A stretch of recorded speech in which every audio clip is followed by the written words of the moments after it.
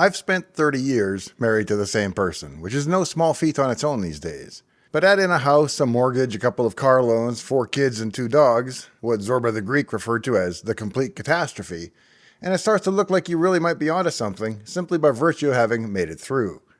In our case, however, it was complicated even further by the fact that I have autism, and one step even further by the fact that we didn't know that I had autism. So it's fair to guess that my wife's an angel, but even if that's true, I'm certainly not. Which means there is still going to be occasional turbulence. We had some today, in fact. It's not important what about, as it rarely is. But like every good episode of Three's Company, it was predicated on a misunderstanding. If I could pick only 2 words to describe what it's like to have autism, I would pick frustration and misunderstandings. And half the time, the former is over the latter. Misunderstandings between neurotypical people and people with autism are common because their brains work differently. They think different thoughts. If you don't have autism, then you have no better idea what's going on in my head than I have on what's going on in yours. So in that sense, the mind blindness is mutual. And that would be true even if people with autism were not further complicated by problems with their theory of mind. Which is to say, my mental model of you as a person and what's going on inside your head and yours of me.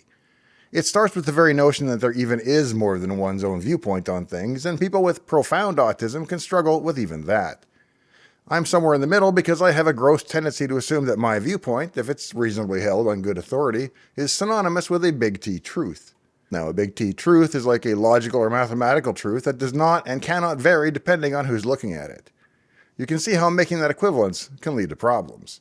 Thanks to my autism, I suffer from the deficit commonly known as mind blindness, but I'm self-aware enough by now that I can consciously take the time to stop and remember that the other person's viewpoint on things is going to be necessarily different than my own, strange as it seems.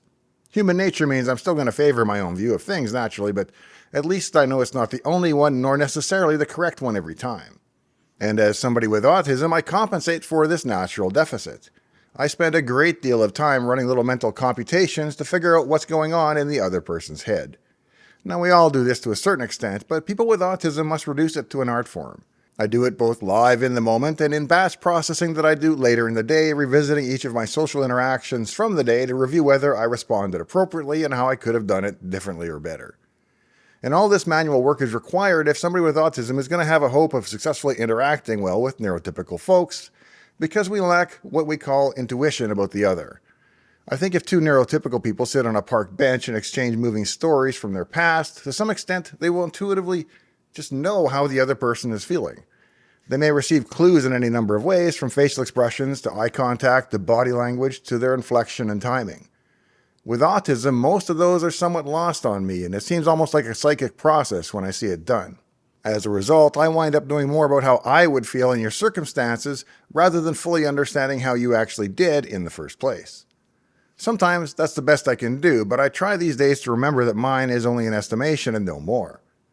Now, I don't know if this part is autism, but I tend to tag each piece of knowledge in my brain with what I like to call metadata, where I learned it and who I learned it from and how likely it is to be true. Through the miracle of how our brains are wired, I can somehow apply those factors when constructing an argument or searching for a solution to a problem.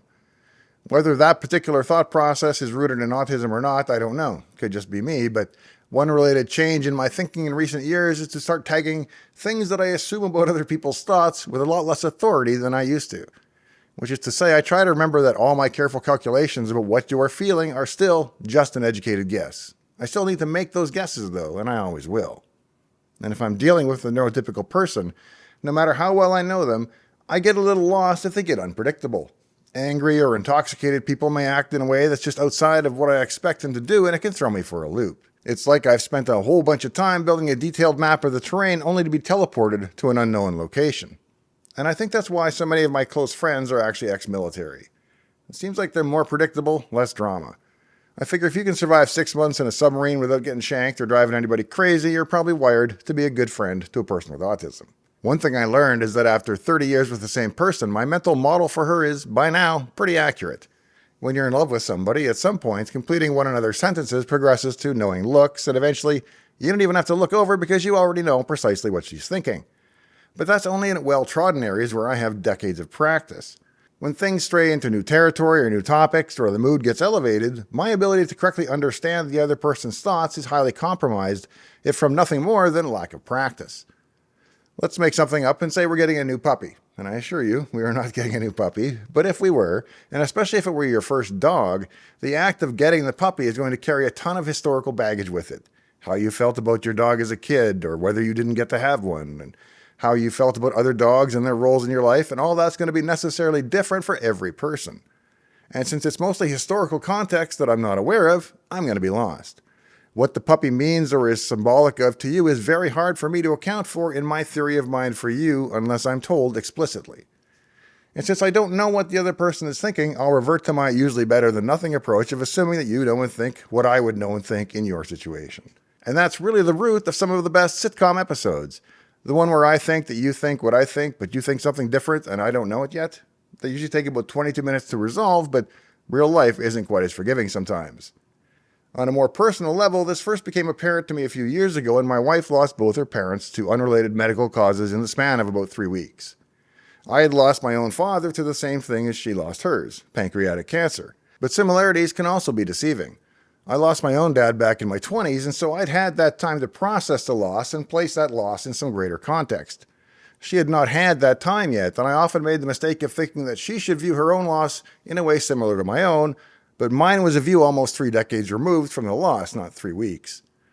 As a person with autism, I tend to view every person's problem as if they're looking for a solution. Sometimes that's true and it can be a valuable skill, but you have to learn to recognize that the vast majority of the time, when a neurotypical person relates having a problem, it's not an opportunity for a solution so much as it is an invitation to commiserate with them.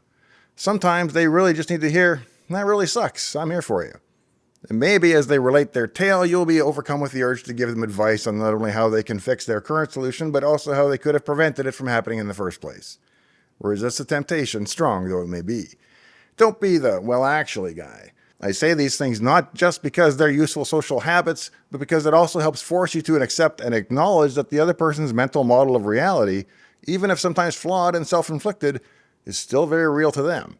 The first step in understanding the person is to understand their viewpoint, and the first step in understanding their viewpoint is to recognize that it exists and is unique from your own.